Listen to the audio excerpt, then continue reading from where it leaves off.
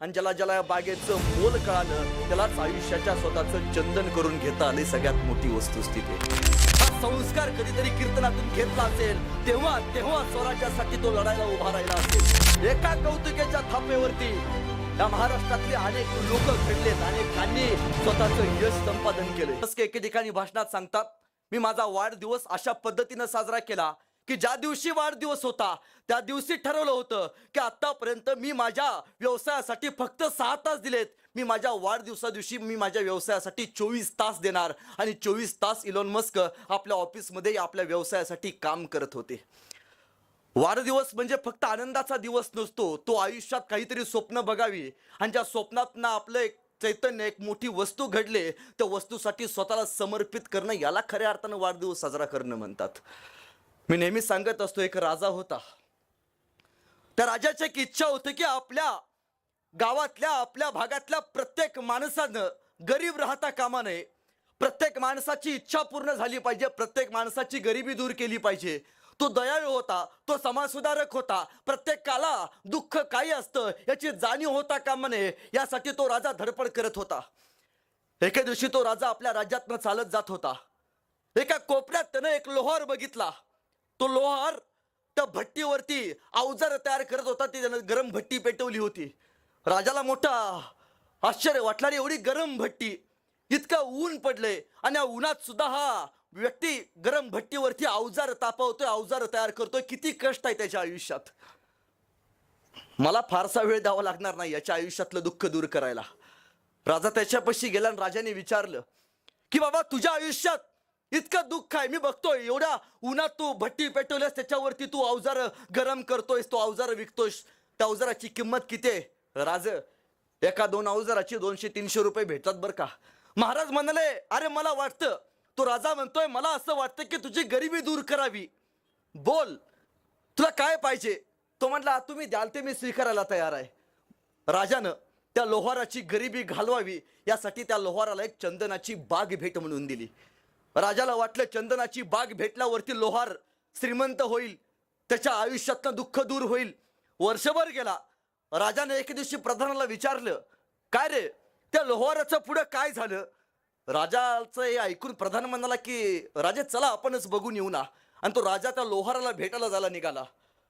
राजे जात होते, त्याला वाटलं होतं राजाला की लोहार आयुष्यात मोठा झाला असेल, काहीतरी त्यानं आयुष्यात कमवलं असेल, त्याला चंदनाची बाग मी माझी भेट दिली। तो जसा बागेच्या जवळ आला त्याला अख्खी बाग जळत पडलेली दिसली, अख्खी झाडं तोडलेली दिसली। राजानं डोक्याला हात लावला, राजा लोहारापाशी गेला, अरे मी तुला चंदनाची बाग दिली होती, तू त्याचं काय केलास? लोहार म्हणाला, राजे पूर्वी लाकडं मिळत नव्हती, लय लांबनं लाकडं आणायला लागायची, तुम्ही चंदनाची बाग दिली, लाकडं जवळच मिळायला लागली, फार चांगलं काम केलं, आता माझे अवजार तयार होतात बरं का, 200-300 रुपये जरा चांगली विक्री होते। राजानं डोक्याला हात लावला। राजानं आपल्या राज्यातल्या चंदन विकत घेणाऱ्या एका व्यापाऱ्याला बोलवलं। तो व्यापारी आला आणि राजाने विचारलं की बाबा या एका चंदनाच्या झाडातल्या एका चंदनाच्या झाडाची किंमत किती? या बागेतल्या एखाद्या चंदनाच्या झाडाची किंमत किती? तो व्यापारी म्हणाला की राजे या बागेतल्या एखाद्या चंदनाच्या झाडाची किंमत हे 2 ते 3 लाख रुपये होऊ शकते। त्या लोहारानं डोक्याला हात लावला, राजे मी 2 ते 3 लाख रुपयाची झाडं या भट्टीमध्ये घातली, त्याच्यावरती 200-300 रुपयाची अवजारं तयार केली आणि मी या लोकांना विकली। खरं तर त्या गोष्टीतनं एक गोष्ट शिकायला मिळते की त्या लोहाराला त्या चंदनाच्या बागेचं मोल कळालं नव्हतं। मला वाटतं तुमची संस्था ही सुद्धा चंदनाची बाग आहे आणि ज्याला ज्याला या बागेचं मोल कळालं त्यालाच आयुष्याच्या स्वतःचं चंदन करून घेता आले सगळ्यात मोठी वस्तुस्थिती। आपल्याला आपण ज्या संस्थेत काम करतो त्या संस्थेकडून आपल्याला काहीतरी मिळतं का? खरं तर देणारे फार असतात, आपल्याला ते मिळवता आलं पाहिजे, तिथपर्यंत जाता आलं पाहिजे।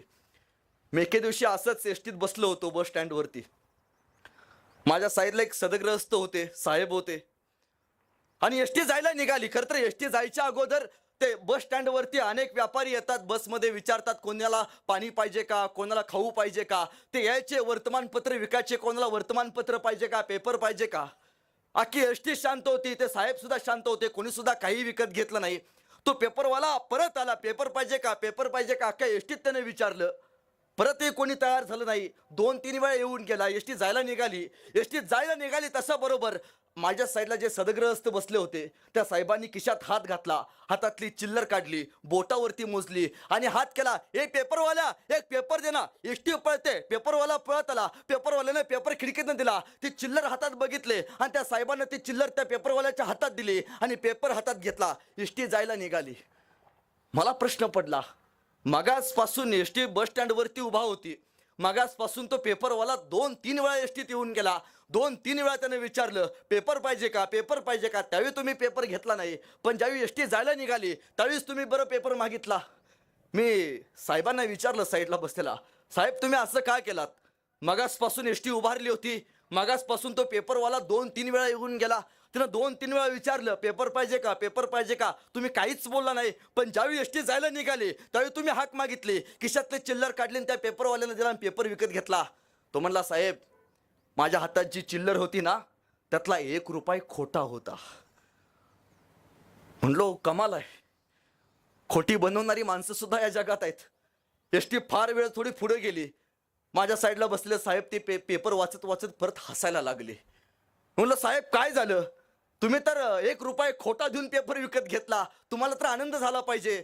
तो म्हणला, साहेब बरोबर आहे, त्याला मी 1 रुपया खोटा दिला आणि त्यानं सुद्धा मला पेपर कालचाच दिला. म्हणजे खोटं बनवणारी माणसं, दुसऱ्याला खोट्यात काढणारी माणसं या भूतलावरती असताना सुद्धा, भूतकाळ वर्तमान काळाच्या पिढीमध्ये हाताना देत असताना 1 रुपया 2 रुपये ही खोट्या पद्धतीने चलन फिरवणारी माणसं समाजात असताना सुद्धा माझ्या संस्थेतला प्रत्येक कर्मचारी बंद्या रुपयासारखा खणपणीतपणे वाजला पाहिजे यासाठी सातवसाहेब प्रयत्न करतात. ही सगळ्यात मोठी अभिमानाची बाब आहे. खरं तर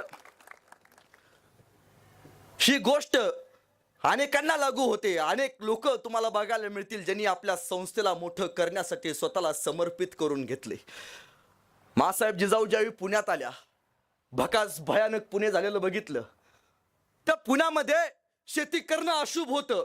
शेती करायची म्हणजे यवनांच्या दाढी खाली जायचं, ही सगळ्यात मोठी वाक्यप्रचार त्यावेळी प्रसारित झाला होता. कोणी धाडस करत नव्हतं या मातीमध्ये शेती करायचं. मासाहेबांना वाटलं या खचलेल्या लोकांना उभं करायचं असेल तर पहिल्यांदा यांच्यामध्ये आपण आत्मविश्वास जागृत केला पाहिजे आणि आत्मविश्वास जागृत करायचा असेल तर यांच्यावरती आपण प्रबोधन केलं पाहिजे. हारलेलं मन जागं करायचं असेल तर, हारलेल्या शरीराला उभं करायचं असेल तर खचलेलं मन आणि हारलेलं मन याच्यावरती संस्कार करणं फार महत्वाचं आहे.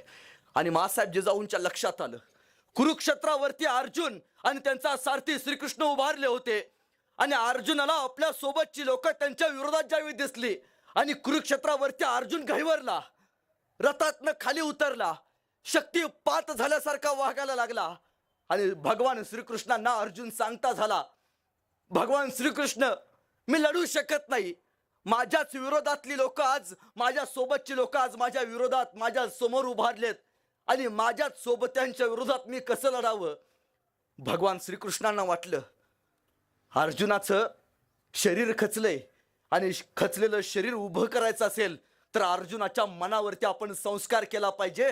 आणि भगवान श्रीकृष्णांनी कुरुक्षेत्रावरती अर्जुनाला त्यावेळी भगवत गीता वाचून दाखवली. ती भगवत गीता वाचल्यावरती अर्जुन लढायला तयार झाला, रथामध्ये बसला, सारथी झाला. एक भगवत गीता एका अर्जुनाला लढायला उभा करते. त्यावेळी मासाहेब जिजाऊंना वाटलं ही भगवत गीता रयतेच्या तळागाळापर्यंत गेली पाहिजे. आणि मासाहेब जिजाऊंनी याच भगवत गीतेचं रूपांतर जे केलं ते म्हणजे आपले ज्ञानेश्वर महाराज, त्यांनी ज्ञानेश्वरी निर्माण केली. मासाहेब जिजाऊंना वाटलं ही सोपी ज्ञानेश्वरी जी सहज आहे, जी सुबक आहे, प्रत्येकाला वाचायला मिळेल, प्रत्येकाला आवडेल आणि प्रत्येकाला या ज्ञानेश्वरीमधून काहीतरी ज्ञान मिळेल, ती ज्ञानेश्वरी तळागाळापर्यंत गेली पाहिजे.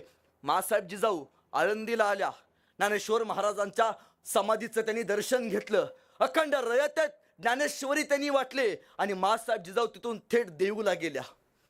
जगद्गुरु तुकोबराय यांच्या कीर्तनात त्या सामील झाल्या. जगद्गुरु तुकोबराय यांचं त्यांनी दर्शन घेतलं आणि मासाहेब जिजाऊ तुकोबरायांना सांगत्या झाल्या, तुकोबराय तुम्ही असे पायीक घडवा की तुमच्या कीर्तनाची आम्हाला गरज आहे. तुमच्या या कीर्तनातून असे पायीक तयार करा की ते पायीक या स्वराज्यासाठी शिलेदार म्हणून उभे राहतील. आणि जगद्गुरु तुकोबारायांनी कीर्तनाच्या माध्यमातून पाईक तयार केले जे स्वराज्याचे शिलेदार म्हणून तयार होतील. खरं तर तुम्ही कधीतरी देहूला गेलात तर देहूपासून शेलारवाडी नावाचे एक वाडी जवळ आहे. त्या शेलारवाडीमध्ये शेलार मामा नावाचा शिवाजी राजांचा आणि तानाजी मालुसरे यांचा एक मित्र होता. तो शेलार मामा या देहूपासून जवळ असलेल्या शेलारवाडीचा तो कधीतरी जगद्गुरु तुकोबारायांच्या कीर्तनात गेला असेल. कधीतरी तुकोबारायांचं प्रबोधन त्यानं ऐकलं असेल. मातीसाठी मरायचं आणि मारायचं हा संस्कार कधीतरी कीर्तनातून घेतला असेल. तेव्हा स्वराज्यासाठी तो लढायला उभा राहिला असेल. म्हणजे एक प्रबोधन एका खचलेल्या माणसाला शिलेदार बनवतं. एक प्रबोधन एका खचलेल्या माणसाला लढायला तयार करतं. एक पुस्तक एका अर्जुनाला रथाविरुद्ध रथावरती जाऊन सारथ्य करायला भाग पाडतं. हे पुस्तक आणि प्रबोधन आपल्या जीवनामध्ये फार महत्वाचं आहे.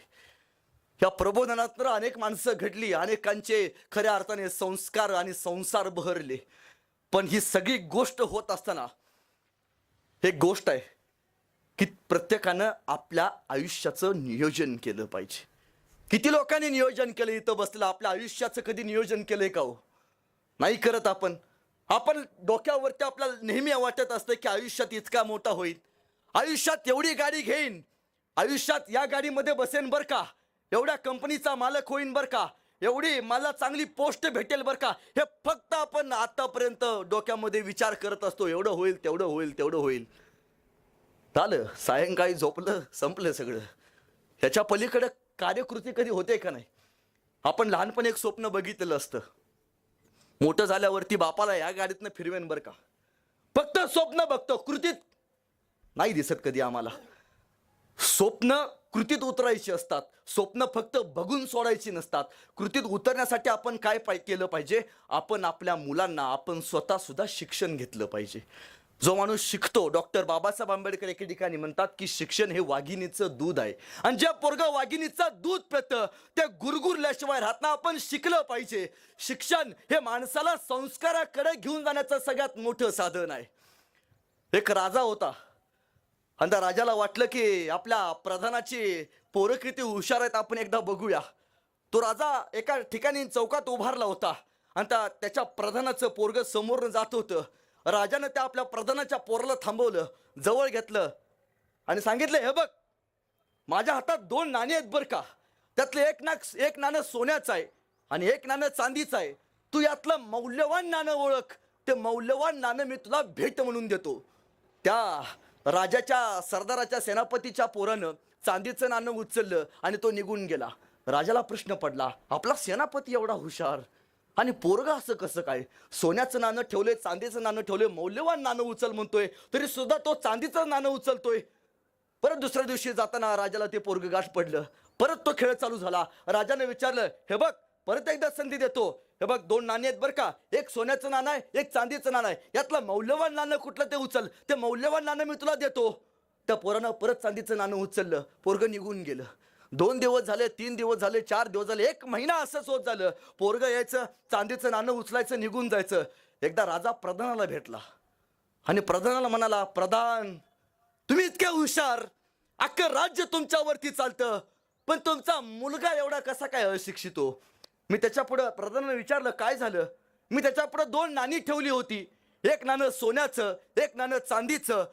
ते गेले 2 महिने झाले ते माझ्यापाशी येते आणि मौल्यवान नाणं उचल मी सांगितलं होतं, यातलं चांदीचंच नाणं उचलते घेऊन जाते, त्याला मौल्यवान अजून काही कळत नाही. प्रधानाला राग आला. आपली बेइज्जती झाली, आपल्या पोरानं आपली बेइज्जती केली. तो पळत पळत गेला घरी. पोराला घेतलं, का रे, इतक्या दिवस तुला मी शिकवलं, शिकवून मोठं केलं, त्याचं काय केलंस तू? तुला मौल्यवान कळत नाही? राजा तुला रोज भेटतो, आपला विचारतो, यातलं मौल्यवान नाणं कुठलं? एक नाणं सोन्याचं, एक नाणं चांदीचं. तू चांदीचंच नाणं उचलतोस, सोन्याचं का उचलत नाही? तुला कळत नाही सोनं हे मौल्यवान आहे? प्रधानाचा पोरगा म्हणाला, पप्पा, मला माहिती आहे सोनं हे मौल्यवान आहे, पण मी रोज राजा मला भेटतोय, तो मला विचारतोय दोन्हीतलं सगळ्यात मोठं आणि सगळ्यात किमतीचं नाणं कुठलं? तर मी चांदीचं नाणं उचलत होतो. बाबा, जर मी पहिल्यांदा सोन्याचं नाणं उचललं असतं तर त्या दिवशीच तो डाव बंद झाला असता. 2 महिने झालं राजा मला रोज विचारतोय कुठलं मौल्यवान नाणं, मी रोज चांदीचं नाणं उचलतोय. एका सोन्याच्या नाणीसाठी मी महिनाभर 2 महिने साठवलेली ही चांदीची नाणं गमावू नाही शकत. तुम्हाला काय वाटलं राजा मला वेड्यात काढतोय? नाही, गेली 2 महिने झालं चांदीची नाणं उचलून मी राजाला वेड्यात काढतोय. म्हणजे शिक्षण किती महत्वाचं आहे त्याला माहिती आहे. कुठल्या वेळी कुठली गोष्ट करावी आणि कुठल्या वेळी त्या गोष्टीचं नियोजन करावं, ते नियोजन अंमलात आणावं, स्वतःच्या जीवनशैलीत आणावं. नियोजन करायला शिकवलं आपण, नियोजन करायला शिकलो, सगळ्या गोष्टी आयुष्यात शक्य झाल्या. पण या गोष्टी शक्य होत असताना या जगानं प्रत्येकाला एक संस्कार दिलाय, तो निसर्गाची देणगी आहे. ती म्हणजे इथं बसला प्रत्येक माणूस संयम नावाची गोष्ट जन्मताच घेऊन आलाय. तो निसर्गानं प्रत्येकालाच बहाल केलेला देणगीचा रूप आहे.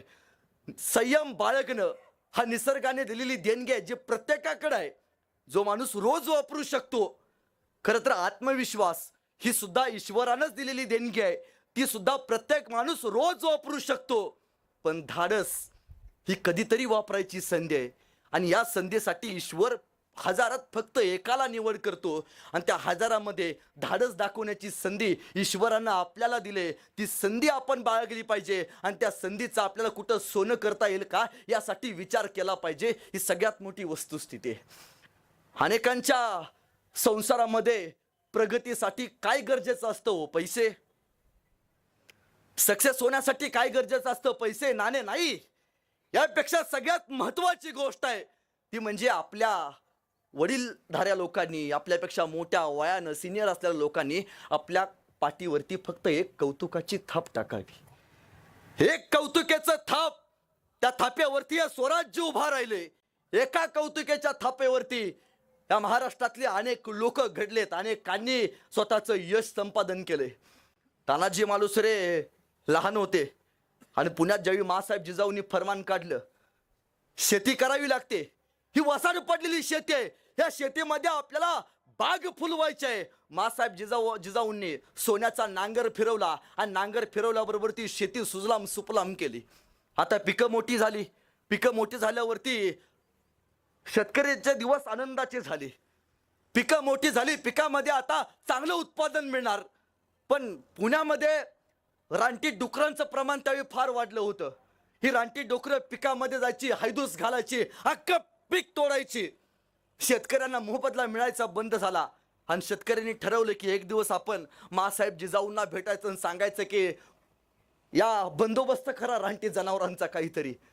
या शेतकऱ्याने एकदा घेऊन राजा मासाहेब जिजाऊंपाशी गेला. जिजाऊ, काहीतरी बंदोबस्त करा, हे जनावर येतात रानटी, आमची अख्खी शेती नासधूस करून जातात. त्यावेळी मासाहेब जिजाऊंनी एक कल्पना काढली, एक शर्यत काढली. जो कोणी शेतात हैदूस घालणाऱ्या रानटी जनावरांची शिकार करेल त्याला मासाहेब जिजाऊ स्वतः सोन्याचं कडं भेट म्हणून देतील. आणि तळागावातली पोरं मासाहेब जिजाऊ सोन्याचं कडं भेट म्हणून देणार आहे म्हणून दिवसा जायची, रानटी जनावरं पकडायची, मासाहेब जिजाऊंना दाखवायला आणायची, बक्षीस मिळवायची.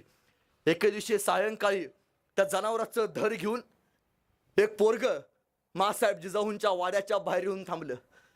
मला मासाहेब जिजाऊंना भेटायचं आहे. भारीकरी म्हणजे, अरे जा रे बाबा, एवढा सायंकाळी रात्री 2 वाजता आलायस, सकाळी मासाहेब झोपल्यात आता. नाही नाही नाही, मला आत्ताच मासाहेब जिजाऊंना भेटायचं आहे. अरे जिजाऊ झोपलेत, सकाळी दिवसभर त्यांनी दौरा करून त्यांना वैताग आलाय, थांब ना, सकाळी ये ना. नाही नाही नाही, आत्ताच मासाहेब जिजाऊंना भेटायचं आहे. हा सगळा कालवा ऐकून मासाहेब जिजाऊ जातीनं आतनं बाहेर आल्या. काय झालंय रे मासाहेब? हे पोरग बघा की सायंकाळी जनावराचं धड घेऊन आले, म्हणते मासाहेबांना भेटायचं आहे. मासाहेब म्हणाल्या, पाठवून दे रे त्याला आत. ते पोरग आलं. मासाहेब, ओ मासाहेब, अरे बोल ना, तुम्ही सांगितलं होतं जो कोणी जनावराचं धड कापून आणेल तुम्ही त्याला सोन्याचं कडे भेट म्हणून देणार. हे बघा जनावराचं धड घेऊन आलो नव. मासाहेब म्हणाल्या, अरे तू सकाळी आला असतास तर तुला काय मी सोन्याचं कडे भेट दिलं नसतं. मासाहेब, तुमचं सोन्याचं कडे मिळावं यासाठी नाही आलो मासाहेब. मासाहेब, फक्त तुमच्या कौतुकाची थाप माझ्या पाठीवरती पडावी यासाठी आलो मासाहेब. मासाहेब, सोनं नाणं नको बर का, एक कौतुकाची थाप माझ्या पाठीवरती फक्त टाका मासाहेब. मासाहेबांनी जवळ गेल्या. मासाहेबांनी विचारलं, नाव काय रे तुझं? म्या तानाजी मालुसरा. मावळात राहतो बर का. आणि मासाहेब जवळ गेला. मासाहेबांनी तानाजी मालुसरेंच्या पाठीवरती थाप टाकली. एक तानाजी मालुसरे ज्यानं स्वराज्यासाठी स्वतःचं बलिदान दिलं. एक कौतुकाची थाप. एका माणसाला इतिहासात सुवर्णाक्षरानं नाव नोंदून घ्यायची खऱ्या अर्थानं